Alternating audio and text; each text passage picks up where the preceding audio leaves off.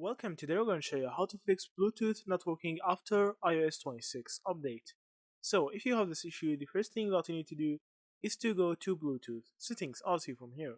You need to turn it off, and after that you need to wait for a couple of seconds, like 5 seconds or more. After you do that, you need to turn it on again and see if that fixes your issue.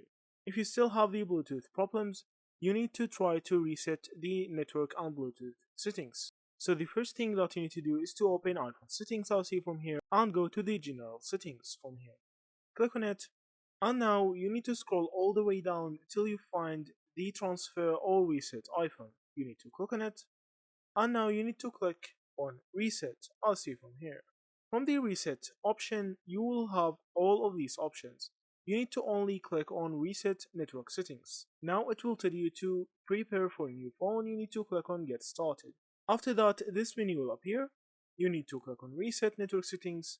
It tells you that this will delete all network settings, returning them to factory defaults. So hit on it, and that will hopefully fix your issue. So that's it. Thank you for watching, and see you in the next videos.